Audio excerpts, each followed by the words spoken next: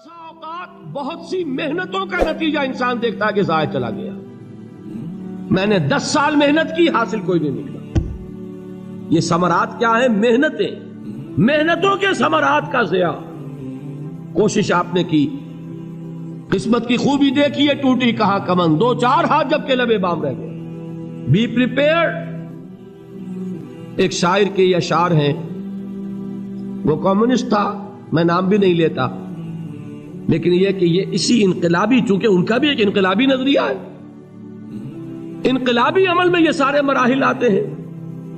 کوئی set back آیا، فرض کیجئے کوئی ناکامی ہو گئی، تو اپنے ساتھیوں کو دل بندھانے کے لیے یہ فصل امیدوں کی ہمدم اس بار بھی غارت جائے گی، سب محنت صبحوں شاموں کی اب کے بھی اکارت جائے گی.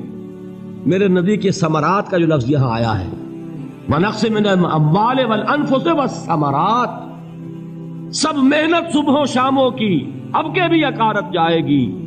دھرتی کے کونوں کھدروں میں پھر اپنے لہو کی کھاد بھرو، پھر مٹی سینچو اشکوں سے، پھر اگلی رت کی فکر کرو، پھر اگلی رت کی فکر کرو. جب پھر ایک بار اجڑنا ہے، ایک فصل پکی تو بھر پایا، تب تک تو یہی کچھ کرنا ہے.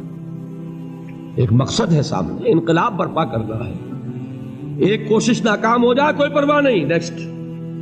پھر تیار رہو ناکامی کے لیے. ایسا نہ ہو جو انگریزی میں کہتے ہیں hope for the best but be prepared for the worst.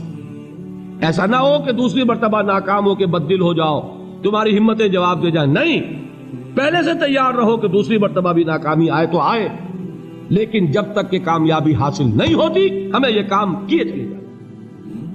دیکھیے سیرت میں آیا کہ نہیں یہ واقعہ؟ بدر میں مسلمانوں کو فتح ہوئی تو احد میں زک پہنچی کہ نہیں؟ 70 صحابہ شہید ہوئے کہ نہیں؟ اگر ان کی ہمتیں جواب دے جاتی تو گاڑی کیسے چلتی آگے؟ تو فرمایا وَلَنَبْلُوَنَّكُمْ بِشَيْءٍ مِّنَ الْخَوْفِ وَالْجُوعِ وَنَقْصٍ مِّنَ الْأَمْوَالِ وَالْأَنفُسِ وَالثَّمَرَاتِ. ہم تمہیں لازم آزمائیں گے، خوف کی کیفیت سے، فقر و فاقے کی کیفیت سے، بھوک سے، جان کے نقصان سے، مال کے نقصان سے، محنتوں کے حاصل کے ضائع ہو جانے سے. وَبَشِّرِ الصَّابِرِينَ، اور اے نبی بشارت دیجئے صبر کرنے والوں کو. الَّذِينَ إِذَا أَصَابَتْهُمْ مُصِيبَةٌ، وہ کہ جب ان پر کوئی تکلیف آئے، کوئی مصیبت آئے، کوئی آزمائش آئے، قالوا انا للہ وانا الیہ راجعون، وہ یہ کہیں کہ ہم اللہ ہی کے ہیں، اللہ ہی کی طرف لوٹ جانا ہے. یہ وہی انداز ہے جو میں نے فارسی کا شعر سنایا تھا آپ کو کہ سرے تسلیم خم ہے جو مزاج یار میں آئے.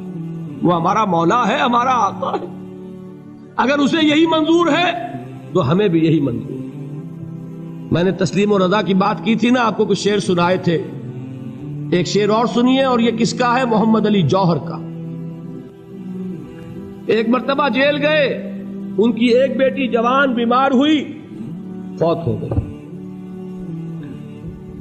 باہر چھوڑا انگریز نے، جاؤ بھائی دفن کر دو بیٹی کو.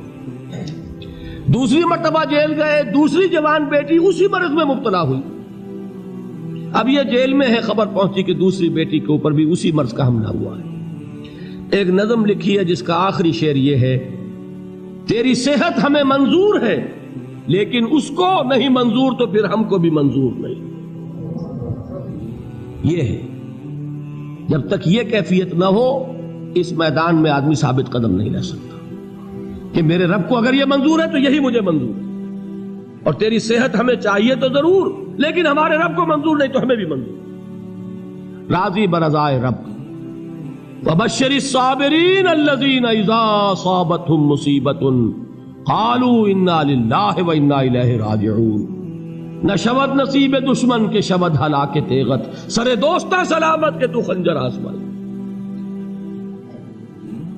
اولئک علیہم صلوات من ربہم ورحمہ، یہی ہیں وہ لوگ جن پر ان کے رب کی طرف سے عنایتیں ہیں اور رحمتیں ہیں. وَأُولَٰئِكَ هُمُ الْمُهْتَدُونَ، اور یہی ہے وہ لوگ جو کامیاب ہونے والے ہیں، ہدایت پانے والے، ہدایت یافتہ. اسی سورہ بقرہ میں ذرا آگے چل کر، یہ تو ہے 20واں رکوع، 19واں رکوع.